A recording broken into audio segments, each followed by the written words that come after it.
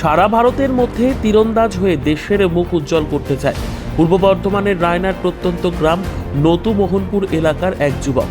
দিনানা দিন খাওয়া পরিবারের যুবক সুজিত কোরা একরাশ উজ্জ্বল ভবিষ্যতের জন্য স্বপ্ন দেখছে। ভারতের হয়ে জাতীয় স্তরে আর কয়েকদিন পরই ছত্তিশগড়ে প্রতিযোগিতায় নামতে চলেছে বাংলার এই যুবক। তীরন্দাজ হওয়ার জন্য প্রতিনিয়ত পূর্ব বর্ধমানের মেমারির নদীপুর মোড় সংলগ্ন এলাকার একটি একাডেমিতে প্রতিদিন প্র্যাকটিস করেন। দরিদ্র হওয়া সুবাদে দেশের মুখ উজ্জ্বল করার জন্য যেন অধরা রয়ে গেছে শুধু একটি ধনুকের জন্য।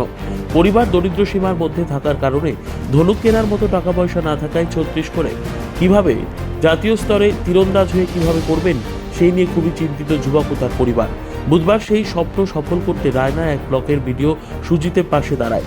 এদিন ভিডিও দপ্তরে সুজিতকে ডেকে পাঠিয়ে একটি ধনুক উপহার দেওয়ার পাশাপাশি তার যাবতীয় খরচ বহনের আশ্বাসও দিয়েছেন।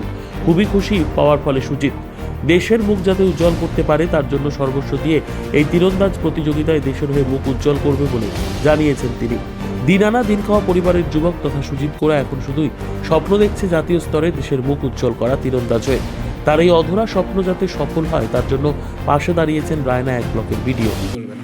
আমরা খুবই আনন্দিত এবং গর্বিত এবং আমি শুভকামনা জানাই যে আমার এলাকা থেকে নতুজিবির অন্তর্গত রায়না নতুজিবির রায়না ব্লকের অন্তর্গত এই আমাদের এই ছোট ভাই সুজিত কোরা এই যে পিছিয়ে পড়া শ্রেণী থেকে দরিদ্র পরিবার থেকে যে একটা জায়গায় যাচ্ছে, আমরা এর জন্য শুভকামনা জানাচ্ছি।